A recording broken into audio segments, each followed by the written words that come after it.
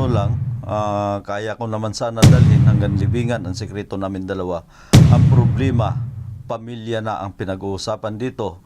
Tanggap ko na sana kung ako lang ang patay niya. Alam nila lahat na siya ang mastermind sa lahat ng nawawalang sabongero. Buddy, alam mo ba na hanggang ngayon ay usap-usapan pa rin ang pagkawala ng maraming sabongero sa iba't ibang parte ng bansa.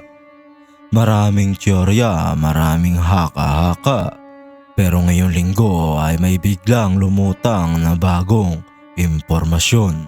Isang tao ang nagpakilala bilang alias Totoy ang naglabas ng kanyang pahayag. Ayon sa kanya ay kasabat daw si Atong Ang at si Gretchen Barreto sa likod ng misteryosong pagkawala ng 30 sabongero. Pero teka, totoo kaya ito o intriga lang? Tara at ating himay-himayin. Dito lang sa channel na ikaw lagi ang bida. And the mystery is goes like this. Pero bago tayo magsimula, buddy, wala po akong intensyon na manira ng tao. Ito ay nakabase lamang sa kumakalat na impormasyon. Nagsimula ang insidenteng ito noong 2021. Sabay-sabay na na-report ang pagkawala ng higit 30 sabongero mula sa Laguna, Bulacan, Pampanga at iba pa. Marami sa kanila ay huling nakita sa Cockpit Arena. May mga CCTV footage na nagpapakitang pumasok sila pero hindi na nakalabas. Ilang pamilya ang umiyak sa Senate hearing, naghanap ng hustisya pero hanggang ngayon karamihan ay wala pa ring malinaw na impormasyon. At kamakailan lang, buddy, lumabas sa social media at ilang dyaryo ang pahayag ng lalaking nagpakilala bilang alias Totoy. Ayon sa kanya, dati raw siyang tauhan sa isang grupo na konektado sa isabong operation.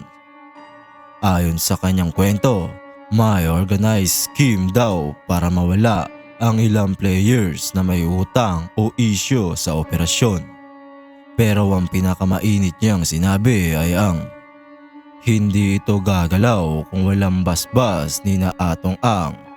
Ito raw ang dahilan kaya malakas ang loob ng mga operators na hindi matunton ang mga sabongero.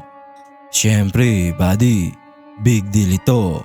Nang lumabas ang pangalan nila ay agad naglabas ng statement ang kampo nila Atong Ang at ang sabi, walang basihan ng mga paratang.